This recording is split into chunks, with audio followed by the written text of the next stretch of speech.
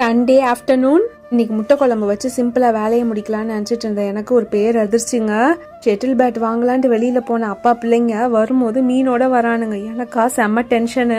காமிக்கவா முடியாதுல்ல. பல்ல கடிச்சுக்கிட்டு ஒரு சைடு வந்து மீன் குழம்பு, இன்னொரு சைடு மீன் ஃப்ரை மட்டும் செஞ்சா போதுமா என்ன? அது செமிக்கிறதுக்கு ரசம். அது மட்டும் இல்லாம எங்க அப்பா நான்வெஜ் சாப்பிட மாட்டாங்கன்றதுனால அவங்களுக்கு ஒரு சைடு பட்டாணி குருமா. நான்வெஜ் செய்யறப்பெல்லாம் ரசம் மட்டுமே வச்சு ஊத்துனா எங்க அப்பா என்னைய பத்தி கழுவி ஊத்த மாட்டாங்க.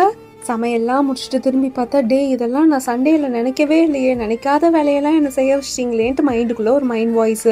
நம்ம மீன் குழம்பு ரெசிபி நம்ம ஃபேமிலியில எல்லாருக்கும் தெரியுன்றதுனால வளவலா தொல்லன்ட்டு உங்களை வந்து அறுக்கல. கிச்சன்ல நம்ம நினைக்கிறதெல்லாம் டக்குன்னு எடுத்து கொடுக்கறதுக்கு ஒரு ரோபோ இருந்தா எவ்வளவு சூப்பரா இருக்கும்ல. அதுவும் கேட்டோன்னே எல்லாம் எடுத்து கொடுக்க கூடாது. நம்ம மனசுல என்ன நினைக்கிறோமோ அதெல்லாம் வந்து எடுத்து கொடுக்கணும். எனக்கு இப்படிதாங்க அடிக்கடி வந்து தோணும். உங்களுக்கு இந்த மாதிரி தோணுமா? உங்களுக்கு இந்த சண்டே எப்படி போச்சுன்னு மறக்காம சொல்லுங்க. நாளைக்கு ஹாப்பியா மீட் பண்ணலாம்.